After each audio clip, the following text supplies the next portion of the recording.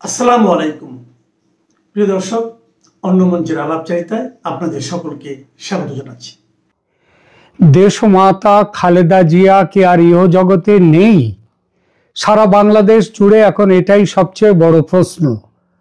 অনেকেই বলছেন সরকার যেভাবে তাকে হঠাৎ করে ভিভিআইপি ঘোষণা করলো, যেভাবে এসএসএফ বা স্পেশাল সিকিউরিটি ফোর্স দিয়ে তার যে কেবিন, তার যে হাসপাতাল থেকে তাকে দেখা করতে যাওয়ার সব ব্যবস্থাকে যেভাবে প্রায় বন্ধ করে দিল, যেভাবে হাসপাতালের চারদিকে ত্রিস্তর সুরক্ষা বাহিনী মোতায়েন হলো, তাতে একটা প্রশ্নই সবার মনে ঘুরপাক খাচ্ছে। সেটা হলো, কেন এত সিকিউরিটি ব্যবস্থা, কেন হঠাৎ ভিভিআইপি ঘোষণা? কিছু উত্তর বাতাসে ভাসছে।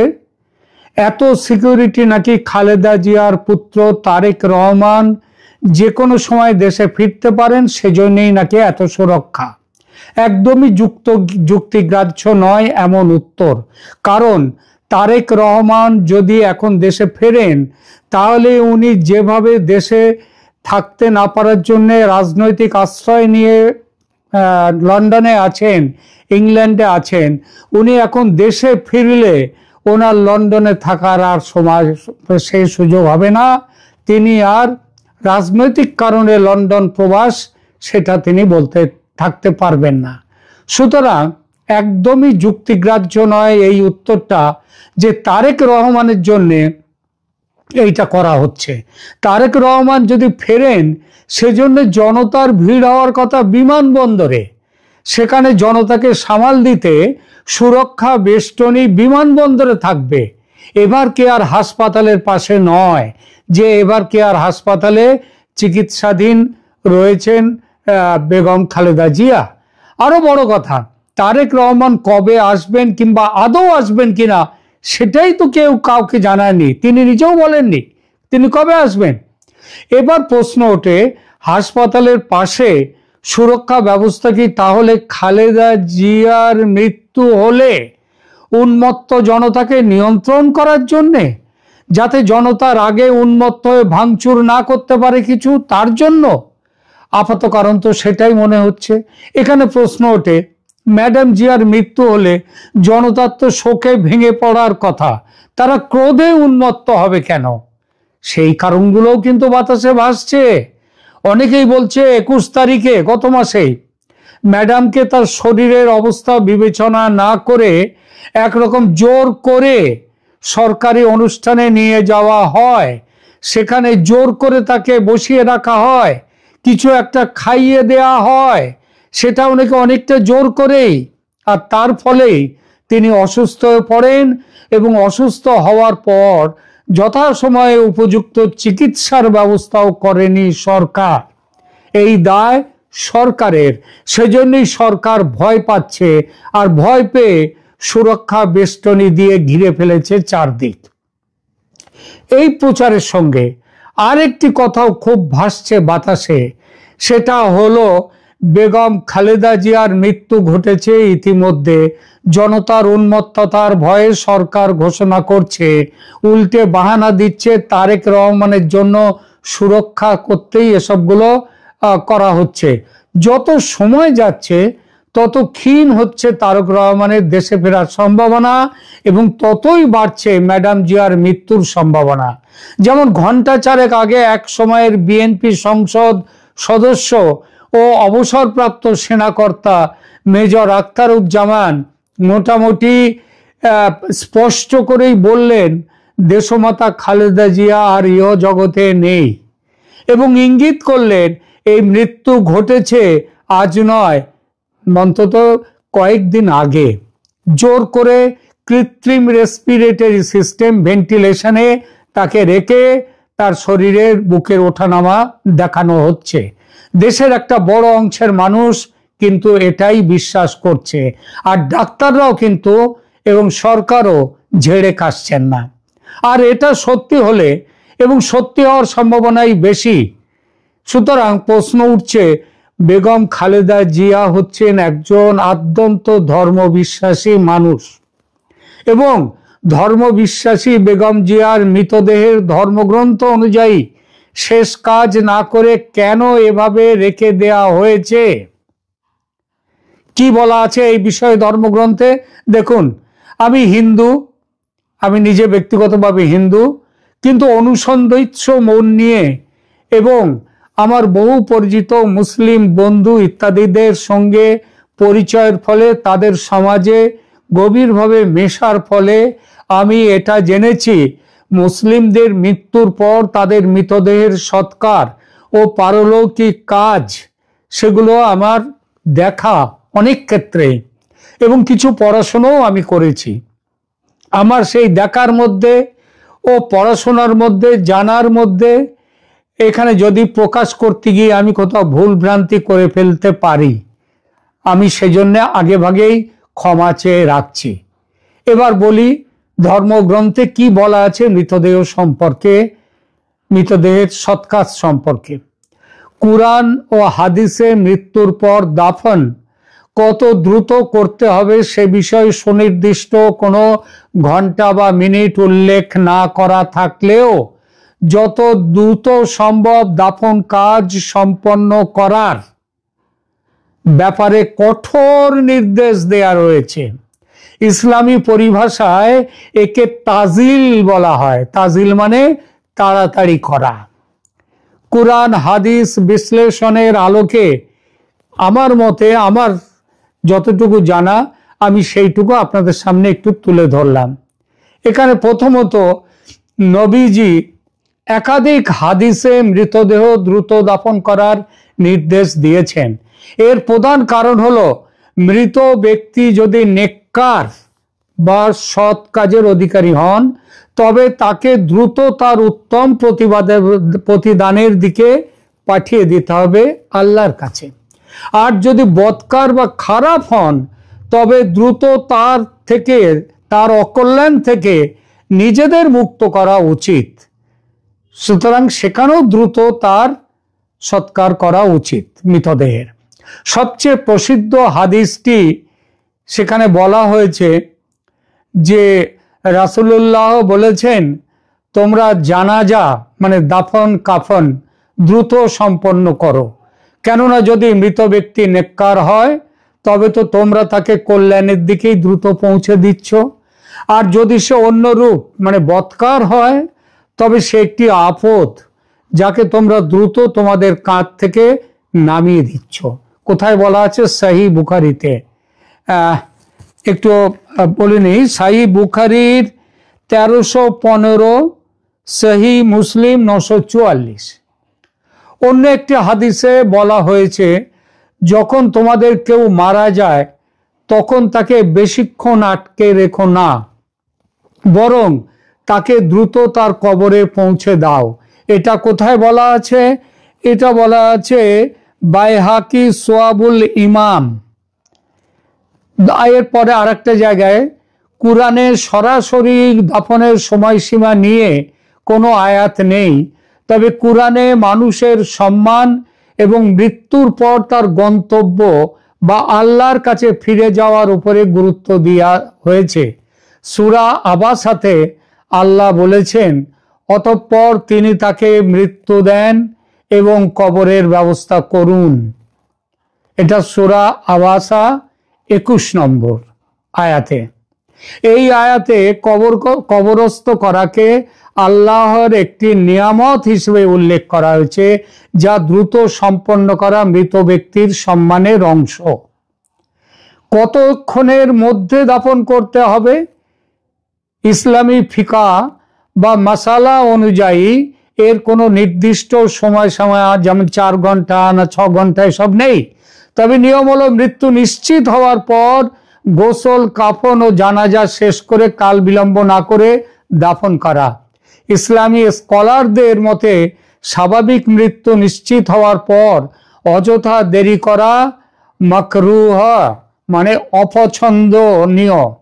আত্মীয়র জন্য অপেক্ষা করা বিষয় কি বলা আছে, যেটা তারেক রহমান সম্পর্কে বলা। অনেকেই ভাবছেন যে তারেক রহমান ফিরবেন বলে হয়তো ঘোষণা হচ্ছে না। সে সম্পর্কে কি বলা আছে শুনুন। সে সম্পর্কে বলা আছে, কাছের কোনো আত্মীয় খুব নিকট আত্মীয় যদি কাছাকাছি থাকেন, অল্প সময়ের মধ্যে যেমন কয়েক ঘন্টার মধ্যে চলে আসতে পারেন, তবে সামান্য অপেক্ষা করা উচিত, সেটা জায়েজ। কিন্তু কোনো আত্মীয় বিদেশ থেকে আসবেন এবং তার জন্য লাশ 1 দিন বা 2 দিন বা তারও বেশি ফ্রিজিং এর মধ্যে রেখে দেয়া কিংবা অন্যভাবে রেখে দেয়া, ওই কৃত্রিম শ্বাস প্রশ্বাসের ব্যবস্থা করে রেখে দেয়া, এটা শরীয়ত সম্মত নয়। এটি মৃতদেহের জন্য কষ্টদায়ক এবং হাদিসের নির্দেশনার পরিপন্থী। সুতরাং বোঝাই গেল ইসলামী বিধান হলো মৃত্যুর পর লাশ দাফনে অপ্রয়োজনীয় দেরি করা যাবে না। আমাদের সমাজে অনেকে দূরের আত্মীয়দের জন্য লাশ দীর্ঘ সময় আটকে রাখেন, যা কিন্তু হাদিসের নির্দেশনার বিরুদ্ধ বা লঙ্ঘন।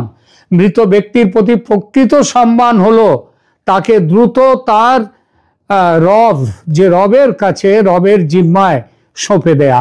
বেগম খালেদা জিয়ার সত্যি মৃত্যু হয়ে থাকলে ভেন্টিলেটরে কৃত্রিম শ্বাস প্রশ্বাস দেখিয়ে তাকে অসম্মান করার কোনো অধিকার নেই সরকারের। আর রাজনৈতিক কারণে এটা করা হচ্ছে সেটা বোঝাই যাচ্ছে যে এই সময় সরকার ঝুঁকির, এমনি সরকার নানা চাপের মধ্যে আছে, তার জন্য হয়তো এগুলো করছে, বড় কিছু যাতে না ঘটে তার জন্যে। সুতরাং কিন্তু এটা হচ্ছে সরকার আরো বড় পাপ করছে এবং পাপের শাস্তি তাদেরকে পেতে হবে। অবিলম্বে খালেদা জিয়া, দেশমাতা বেগম খালেদা জিয়ার সত্যিকার শারীরিক পরিস্থিতির ঘোষণা দেওয়া উচিত, যেমন ডাক্তারদের পক্ষ থেকে তেমনি সরকারের পক্ষ থেকে। নইলে কিন্তু পাপ করছেন, এটা সরকার মনে রাখবেন। সামাজিক দর্শক, গত কয়েকদিন ধরে আওয়ামী লীগের মধ্যে এক ধরনের খুশির বন্যা দেখা যাচ্ছে। বিশেষ করে জনাব খলিলুর রহমান, যিনি নিরাপত্তা উপদেষ্টা রূপে নিয়োগ লাভ করার পর অনেক বিতর্ক তৈরি করেছেন। আর সম্প্রতি তিনি ভারত সফর করেছেন।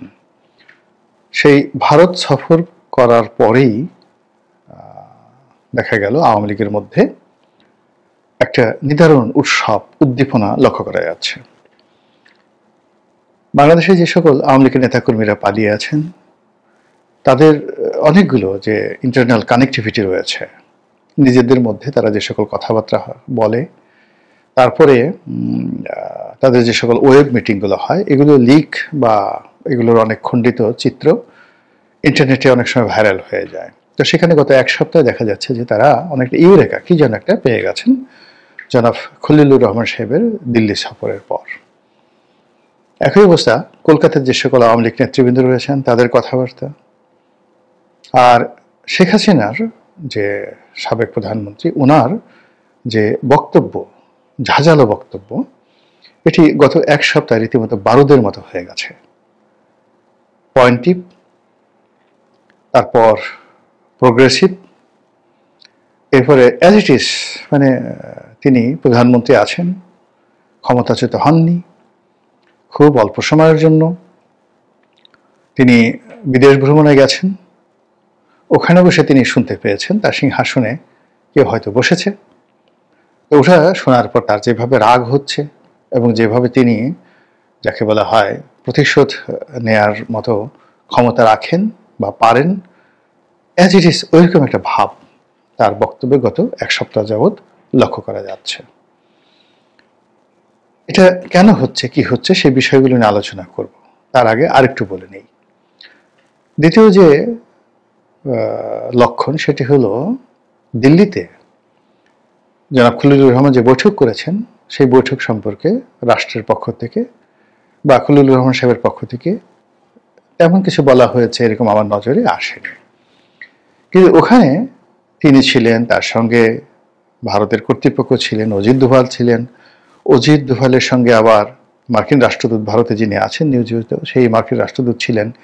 এরকম বৈঠক হয়েছে, নানা রকম সেই বৈঠকের মানে সত্য মিথ্যা বানানো, কুৎসা, what ever maybe, does not matter.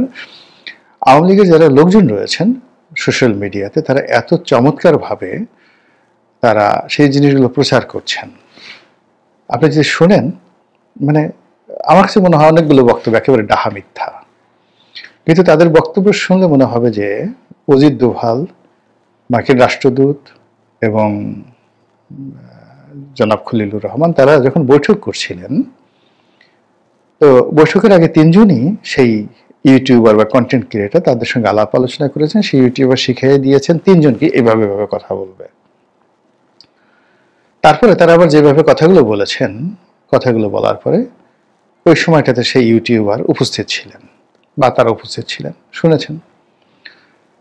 এরপরে আবার পরবর্তীকালে সেই মানে তিনজন ব্যক্তি তারা যা কিছু বলেছেন ওটার একটা লিখিত প্রতিবেদন আবার সেই ইউটিউবারের কাছে জমা দিয়েছেন। তো এইভাবে অনেকে বিশ্বাসযোগ্য করে বর্ণনা করছেন যে অ্যাজ ইট ইজ, যে সকাল 9:30 সময় খলিলুর রহমান সাহেব ঢুকলেন।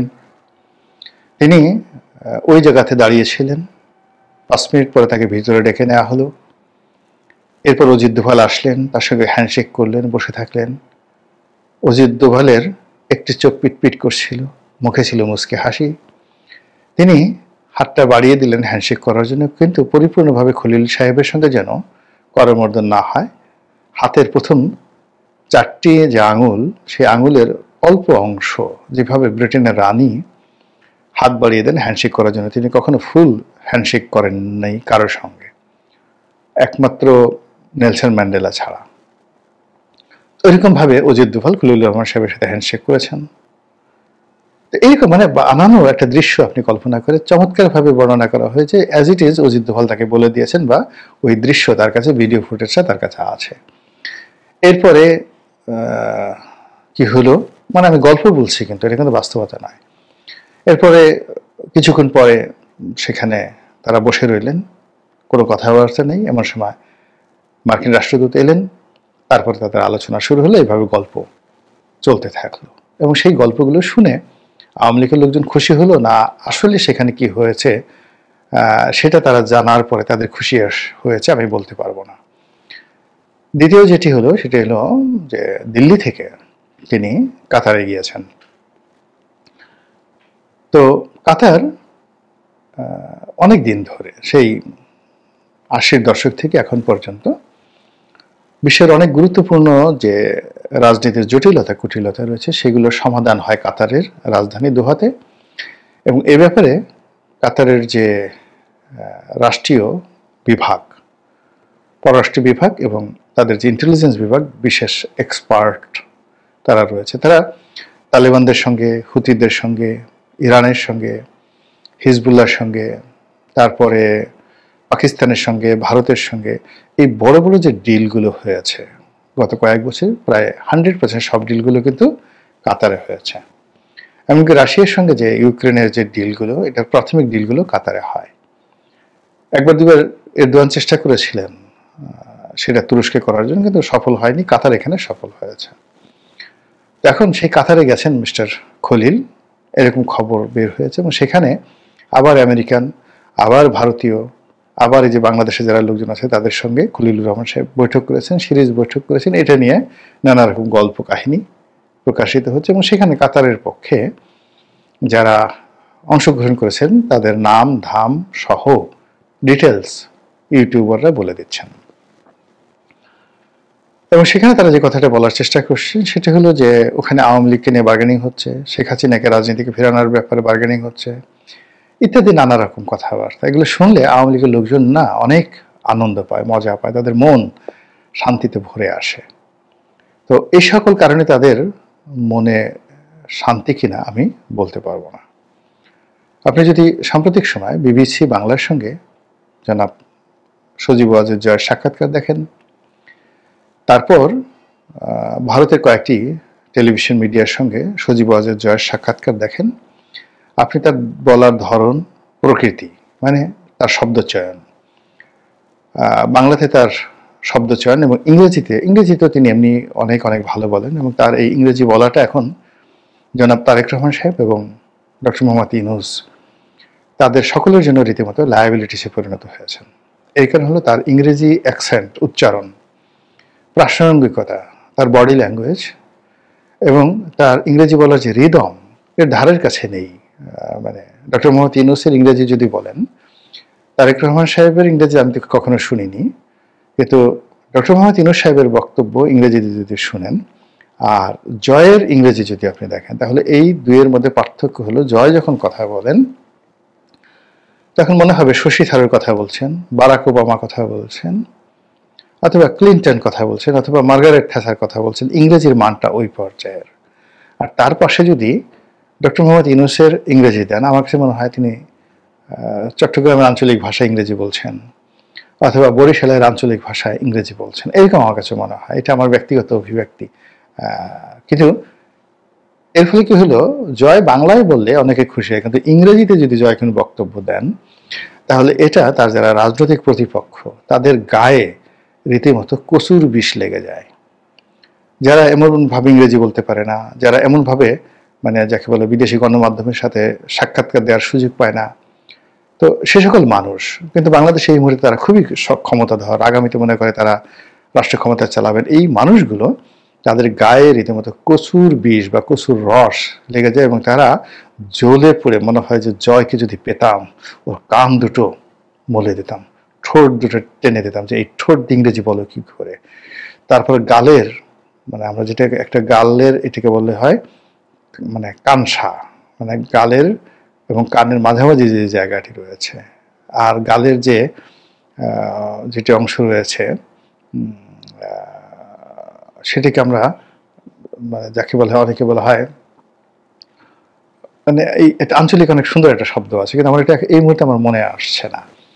তো গালটা ধরে আমরা টেনে দেই, এরকম যে অনেক আছে না যে গাল ধরে জোরে জোরে আপনি ওরে আমার কুটু বাবুরে, ওরে আমার টুসু বাবুরে, ওরে আমার পুনু বাবুরে, মানে একটা ছেলেকে বা শিশুকে আপনি আদর করতে চান কিন্তু তার প্রতি আপনার খুব রাগ, এই জন্য আপনাকে গাল টিপতে গিয়ে জোরে আপনি গাল টিপে দেন। তো ওই জোরে যে আপনি গাল টিপে দেন শিশুটা কেঁদে ওঠে, কিন্তু তার বাবা মা মনে করে যে আপনি তাকে আদর করছেন, কিন্তু শিশুটা টের পায় যে আপনি তাকে মারছেন। তো এখানে গালের একটা সুন্দর শব্দ আছে, ও মনে পড়েছে, টাউয়া। আমাদের মানে গ্রাম অঞ্চলে যখন আপনি ওইভাবে রাগ হয়ে কারো গাল টানবেন তখন ওটাকে বলা হয় টাউয়া ধরে টানতেছে। টাউয়া, টয়াকার টা, রস্যু অন্তঃসয় আকার। মানে আমার হইল কি অনেকগুলো এলাকায় থেকেছি, বাংলা ভাষা নিয়ে অনেকগুলো আঞ্চলিক শব্দ আমি জানি এবং ওটার প্রয়োগ জানি। তাহলে আদর করে যখন আপনি গণ্ডদেশ, গাল মানে এগুলো স্পর্শ করবেন, ওটার চুম্বন যখন দিবেন তখন গালের একটা নাম হয়ে যায়, স্পর্শ করবেন তখন গালের আর একটা নাম হয়ে যায়, আর যখন রাগ হয়ে আপনি গাল টান দেবেন তখন গালের নাম হয় টাউয়া। টাউয়া ধরে আপনি টানছেন। এরকম তারেক রহমান সাহেব না ঠিক বা জামাতের আমি শফিক সাহেব না, কিংবা ডক্টর মোহাম্মদ ইউনূস নন, কিন্তু তাদের যারা সমর্থক রয়েছেন, যারা চান যে তাদের নেতারাও জনাব সজীব ওয়াজেদ জয়ের চেয়ে অনেক ভালো ইংরেজি বলবেন, কিন্তু যখন দেখেন এরকম ইংরেজি তারা শুনতে পান না, কিন্তু জয়ের মুখ দিয়ে ধরনের কথাবার্তা আসে, তখন সবাই মনে হয় যে বেটা টাউয়া ধরে যদি জোরে মতো কয়েকটা টান দিতে পারতাম, এইরকম অবস্থা।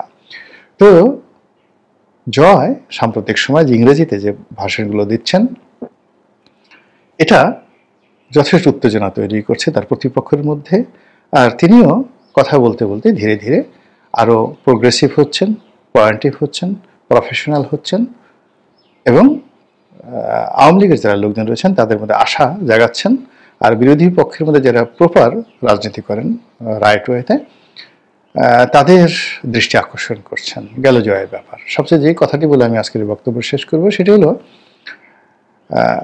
ঢাকা শহরে আওয়ামী লীগের যারা লোকজন আছে তাদের মধ্যে দু ধরনের কথা হচ্ছে। একটা হলো রিফাইন্ড আওয়ামী লীগ, বিভিন্ন গোয়েন্দা সংস্থার এজেন্সির সাথে যোগাযোগ রক্ষা করে শেখ হাসিনার বিপরীতে একটি 111 তরিকার একটি রিফাইন্ড আওয়ামী লীগ হবে, এই কথা আকাশে বাতাসে বাংলাদেশে ভেসে বেড়াচ্ছে। আর এটারই একটা ইন্ডিকেশন জনাব সজীব ওয়াজেদ জয় বিবিসি বাংলার সঙ্গে দিয়েছেন যে বিদেশ থেকে আওয়ামী লীগের নেতৃত্ব পরিবর্তন করার চেষ্টা হচ্ছে, এবং একই কথা তিনি বলেছেন যে আওয়ামী লীগের সঙ্গে পাল্লা দিয়ে বিএনপির নেতৃত্ব পরিবর্তনের জন্য বিদেশ থেকে চেষ্টা করা হচ্ছে। এটা হলো বাস্তবতা। কিন্তু যে কথা মানে আওয়ামী লীগের লোকজন এটা আওয়ামী লীগের লোকজনের আতঙ্ক তৈরি করছে না। এটা বাতাসে ভেসে বেড়াচ্ছে, কিন্তু এটা কোনো যাকে বলা হয় কোনো ইফেক্ট নেই, সাইড ইফেক্ট নেই। এটা রাজনীতিতে কোনো যাকে বলে 2 পয়সার মূল্য তৈরি করছে না এই গুজবটা। কিন্তু যেটা আওয়ামী লীগের নেতা কর্মীদের মধ্যে খুশির বন্যা বয়ে দিচ্ছে, সেটা হলো কলকাতা কেন্দ্রিক যে সকল নেতারা ইন্টারনেটে বড় বড় কথাবার্তা বলেন, তারা আওয়ামী লীগের সম্ভাব্য প্রার্থীর তারা তালিকা তৈরি করছেন, মনোনয়ন তৈরি করছেন। অ্যাজ ইট ইজ যে সামনে যে ইলেকশন আসছে, সেই ইলেকশনে আওয়ামী লীগ পার্টিসিপেট করবে under the leadership of Sheikh Hasina আর সজীব ওয়াজেদ আর এনিবডি। আর এগুলো আওয়ামী লীগের যে সকল চিহ্নিত নেতৃবৃন্দ রয়েছেন দেশের বাইরে, যাদের হাতে এখন আওয়ামী লীগের নেতৃত্ব, তারা এখন বিভিন্ন সংসদীয় আসনে যারা বিকল্প প্রার্থী, ভালো ইমেজ যাদের রয়েছে, তাদের ব্যাপারে খোঁজখবর নিচ্ছেন, তাদের অনেকের বায়োডাটা নিচ্ছেন, অনেকের সঙ্গে কথাবার্তা বলছেন, তারা রাজি কি রাজি না এই সমস্ত বিষয়ে কথাবার্তা বলছেন। এবং এইগুলো নিয়ে আওয়ামী লীগের যে আন্ডারওয়ার্ল্ড রয়েছে বাংলাদেশে, সেখানে রীতিমতো খুশির বন্যা বয়ে যাচ্ছে। তো বোঝার চেষ্টা করুন যে বাংলাদেশের এখন যে শ্বাসরুদ্ধকর একটি অবস্থা, সবকিছুর মধ্যে একটা থমথমে অবস্থা, সেই অবস্থার মধ্যে বেগম জিয়া অসুস্থ, তারেক রহমান সাহেব আসতে পারছেন না, তখন আওয়ামী লীগের এই যে খুশির বন্যা, এর মধ্যে আপনি কি ইঙ্গিত খুঁজে পান? চিন্তা করতে থাকুন, ভাবতে থাকুন, আর দেখতে থাকুন যে এই বাংলায় কি কি ঘটে আগামী দিনগুলোতে।